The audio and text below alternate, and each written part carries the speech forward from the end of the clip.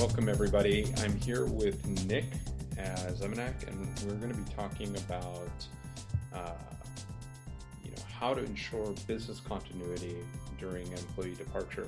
But at the end of the day, this is a bit more of a broader topic than that, around business continuity planning, around critical roles, responsibilities, processes that are occurring within an organization. So first, welcome, Nick, and tell me a little, what is business continuity? Yeah, thanks, Christian.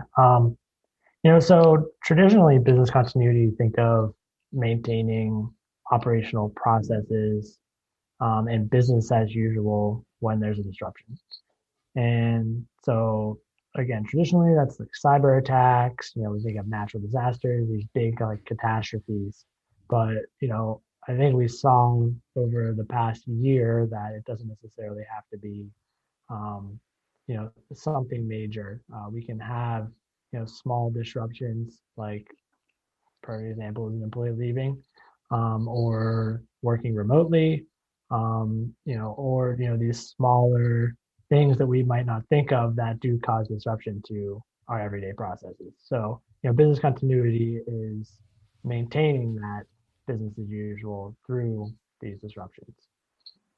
Yeah, and I think that, all of us, whether it's in the private sector, the public sector, the nonprofit world, we're really seeing the importance of business continuity as we're all transforming into this new environment, where a bunch of folks are working from home, where, frankly, during a pandemic, things, people may be coming into the office and they might not be coming into the office, or you might need to switch to a new system to work together, or whatever else might be the case. So I think that it's interesting because I'm starting to view business continuity as this thing that is as fundamental. It's almost like preparing for weather or the different seasons of an organization, or that you inevitably will have to weather, right? Um, so, so Nick, we've talked about this a bunch, but why don't we jump into a little bit about what happens when that event occurs, and what do we do in that at that time? Yeah, for sure. The first step is really identifying someone to take the lead and manage, the rest of the business continuity process. Um, so, identifying either that replacement or again someone who can, handle the process, manage it, and to make sure that you do maintain business continuity. And there's a couple options to that. Hiring, promoting someone or moving someone around internally. There's obvious advantages. That's going to be the quickest, and you won't have to worry about onboarding and um, as much probably training and um, external hiring. That's obviously a lengthy process. In most cases, when you have an employee departure, the famous 2-week notification, isn't a lot of time to find an external candidate, get them hired, and get them onboarded. So, in a lot of scenarios, that's a real challenge.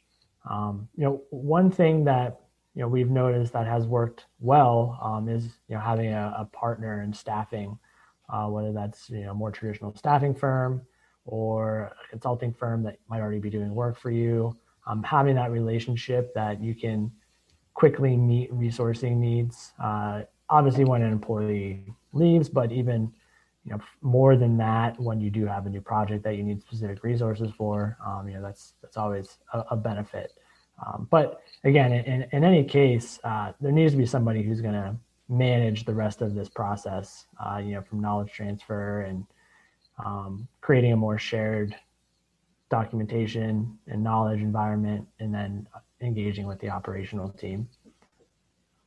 Yeah, it's yeah, I appreciate that, Nick. I think that one of the things that's coming up for me is also around, at least that we've seen in the work that we've done together on this, is that uh, as much as there is an aspect of finding the resource to fill the gap, there is uh, the unsaid work that individual has been doing, and the challenges with filling those gaps are there. And so that's one thing that we can touch on. But then also, um, you know, the aspect of uh, business process re-engineering and flows around someone's roles and responsibilities. So that is to say, it's like, you never realize all the things someone is doing until they're gone. And so it's so important to have an idea of what the overall process is.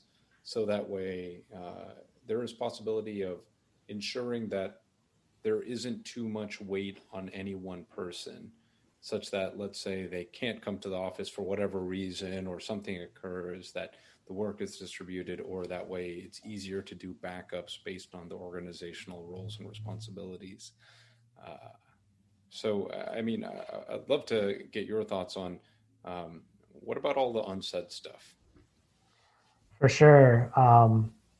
That's so the first step is identifying, replacement. But, once we start digging into the knowledge transfer process and extracting all of that information from this exiting resource, that's when we start to uncover a lot of these things that they probably didn't even realize that they were doing. We talked a lot about knowledge transfer in this episode, but you know, the first step there is just getting everybody and identifying all of the topics that need to be covered during your peak time with this departing resource. Just trying to act and ask the right questions to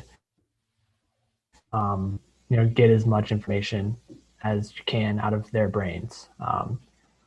Knowledge transfer, one of the ways about it is just not, it's not necessarily just what the person does, but it's also, their idea and other activities that they so understanding what the end goals are from a process and, um, identifying them. Yeah, yeah.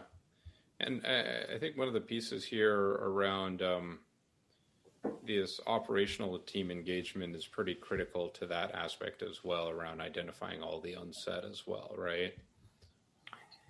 Yeah, for sure. In any project, thinking about system management, business analysis, project management, we have our technical team who are obviously managing the technical piece, but from a programmatic standpoint, that operational team, they are really aware of what needs to be done from a day-to-day standpoint. If those requirements aren't being met, and they're going to be the ones who are going to report any lack of business continuity, right? If there's issues, it's going to be coming from them. And that's why it's all the more important to engage them in the process of the transition and, keep them up to date and, help lean, ask for their help so that you can lean on them for, when issues arise and you can work together with them. Yeah, I think that you know that probably is also the key to building trust, because it's like acknowledging the reality of the situation and not trying to skirt around it. And I think whether it's an end user, or whether your customer is, of course, an end user, or whether it's someone within your organization, the importance of just being frank about where things are at just goes a long way. So that way you can work on those gaps together. And the great part is that while you're working through these gaps, I mean, a crisis is always a great opportunity to shore up things and make them more resilient in the future. And I think that that's where these challenges can lead to really really great opportunities. Nick, why don't we jump into one of our case studies um, about a business analyst that was leaving a project, and what we did in that situation. Yeah, so in this case, business analyst for the agency system of record. So very high visibility, very important system that this agency was using was departing.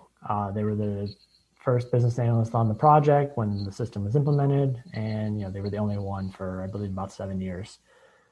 So obviously that was a high visibility, high impact transition that we were going through, and the first step in that was identifying a replacement. And that in that instance, the agency did have a relationship with Karma, so the onboarding process was super quick.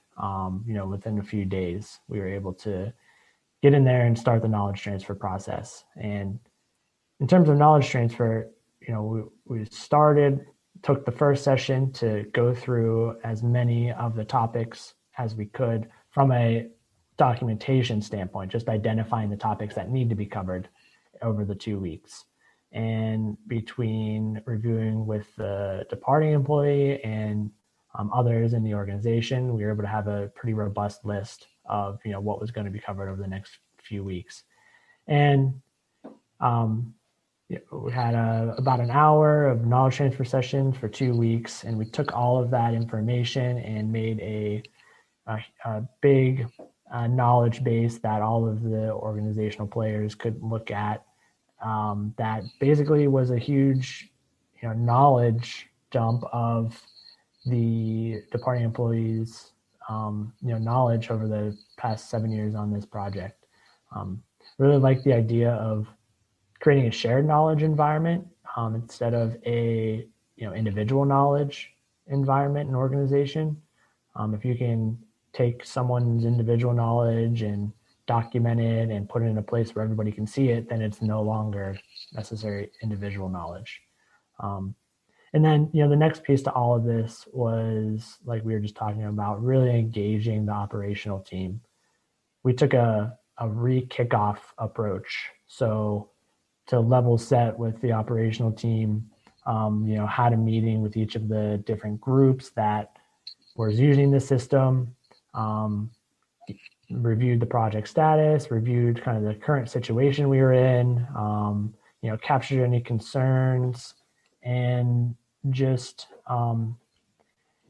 open up that line of communication and responsibilities moving forward. And one of the things that was good about this is if you have the opportunity to show some of the work that you've been doing, in this case, a big knowledge base, displaying that to the different groups to kind of build that trust and make them aware that, all is not lost. That's one of the big goals is to just create a level of comfort, especially with this resource. She was there for 7 years, 7 years, a ton of programmatic and technical knowledge that had to account for. So, creating that sense of comfort and opening that line of communication was huge. Absolutely, absolutely. I think that it's so important. I mean, that kind of that level setting and creating that sense of trust, and so that way everyone can move from one uh, relationship to the next in this in this instance. I think that was really important. And then I think the shared knowledge environment is beyond critical.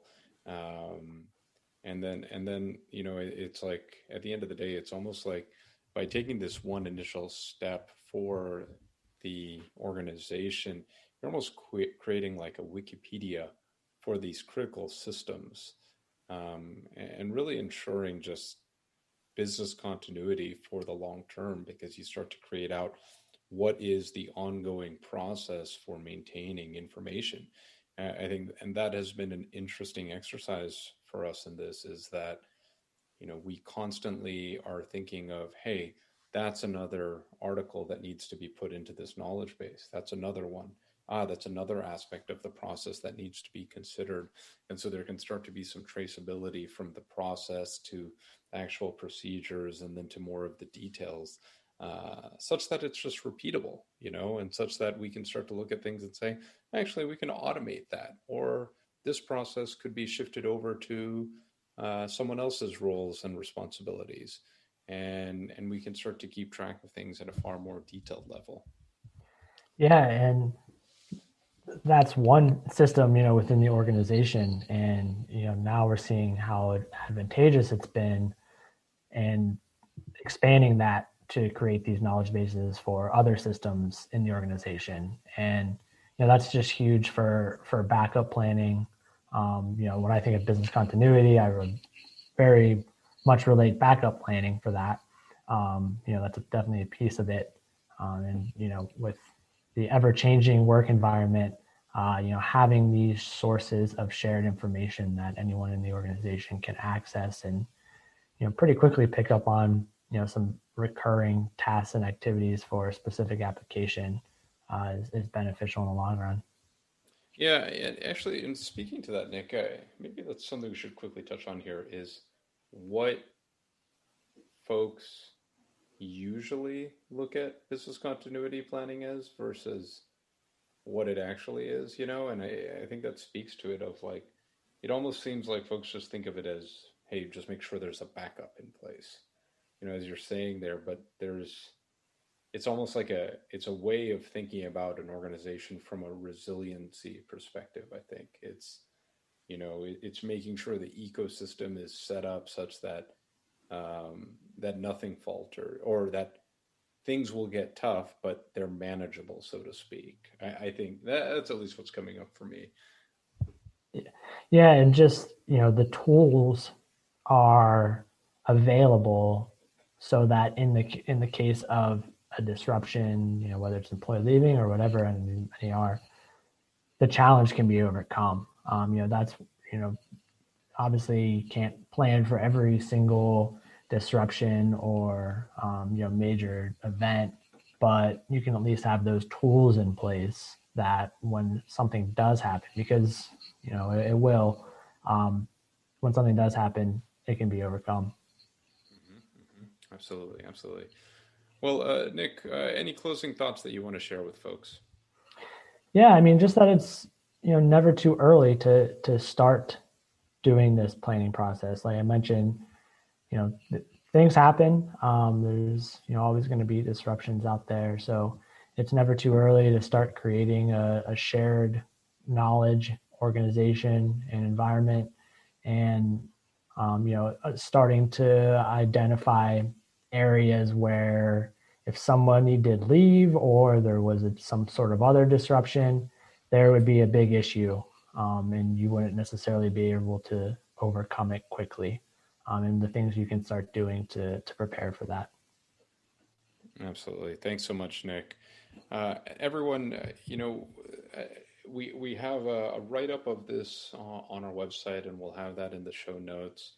And we're really trying to pull together a lot of content for folks just to help take what we're talking about, take what we're writing about, and implement it right away. So if you have any questions or any comments, please let us know. Or if you need any help thinking through this, please feel free to reach out. And thanks again.